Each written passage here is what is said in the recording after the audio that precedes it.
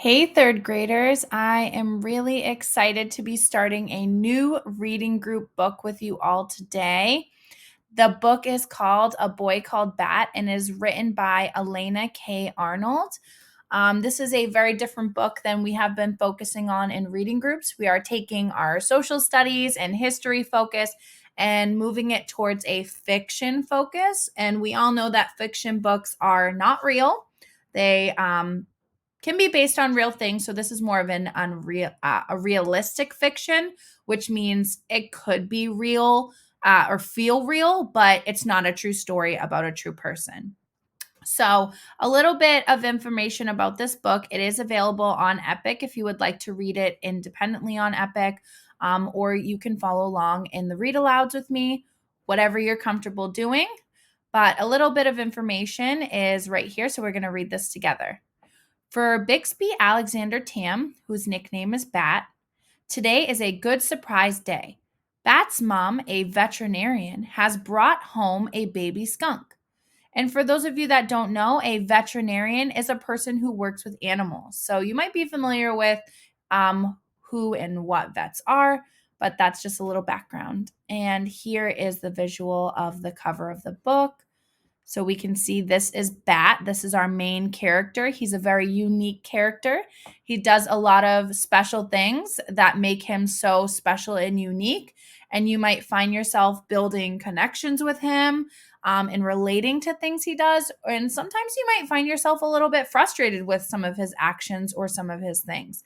And that's totally normal. So I hope as you're reading this book that you are really understanding and building an understanding for the characters, especially Bat, and how he interacts and builds relationships with other characters in the book, like his sister, his mom, any other kids at school, and especially his new little friend that was brought home to him. So I hope you guys enjoy this book, and it's going to be a pretty long book. But that's okay. I think you'll really like it. So let's jump into A Boy Called Bat. Chapter 1, After School. Bixby Alexander Tam stared into the refrigerator, trying to decide what to eat. He knew that the longer he took, the more energy he was wasting. And Bixby Alexander Tam did not like to waste energy. But he also didn't like to eat leftovers, or cheese that had to be sliced, or any of the yogurt flavors in the fridge. Bat, close the door! The refrigerator door! Yelled his sister Janie from the kitchen table where she sat cutting out pictures from a pile of old magazines. Janie, he was sure, had eaten all the lemon and vanilla yogurts, and she knew he only liked the creamy ones, not the fruit on the bottom kind. Bat was what almost everyone called Bixby Alexander Tam, for a couple of reasons. First, because the initials of his name, B, A, and T, spelled bat. But there were maybe other reasons. Bat's sensitive hearing, for one. He didn't like loud sounds. What was so unusual about that? And if Janie's old earmuffs happened to make an outstanding muffling device, was it that funny if he liked to wear them? There was also the way he sometimes flapped his hands when he was nervous or excited or thinking about something interesting. Some of the kids at school seemed to think that was hilarious. And of course, bats have wings, which they flap. So between the initials and the earmuffs and the hand flapping, the nickname had stuck. And truthfully, Bat didn't mind. Animals were his very favorite thing, better even than vanilla yogurt. Janie, did you eat all the vanillas? Not all of them, Janie answered. She curved the scissors around the bent arm of the boy she was cutting out. I saw you eat at least 2 or 3 of them. Did you eat the last vanilla?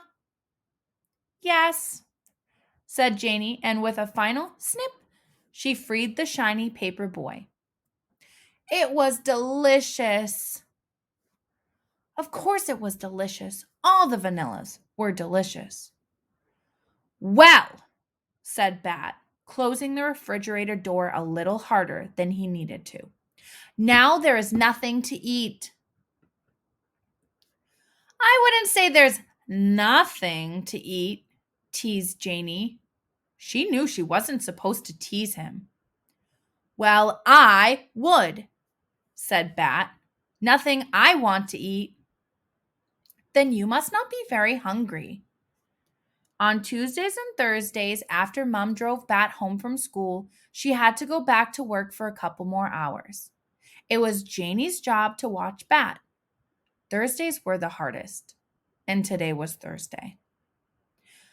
Make me a snack, Bat demanded.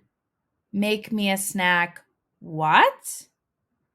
Make me a snack now. No, said Janie. Make me a snack, please. I don't have to say please, said Bat. Making me an after-school snack is part of your job. You don't have to say please to get someone to do their job. You do if you want them to do it well, said Janie, but she pushed back the magazines and stood up. Bat felt his elbows beginning to bend. He felt his hands getting ready to flap. I'm hungry, he said again. His voice sounded higher. Okay, said Janie. Don't fly away. I'll fix you peanut butter and jelly. Without the crust, Bat said. He felt better already. That was chapter 1. So we met Bat and learned a little bit about him and how he interacts with his sister Janie. If you have any siblings, maybe you're an older sibling or a younger sibling, I'm sure you can understand a little bit of the frustrations that either Bat felt or Janie felt. We will learn a little bit about their mom and some more things about these characters, but this is chapter 1 of this book. I hope you enjoyed listening to it or reading along. Tomorrow we will begin chapter 2, which is called Bat's Cave, and I'm sure you can make some predictions about what you think that will be about. But make sure as you're working on your chapter 1 questions that you are writing in complete sentences, and you are always turning that question around. So how can you do your best 3rd grade work, and how can you make sure that you answer all the questions completely? Thanks for listening today, and see you tomorrow.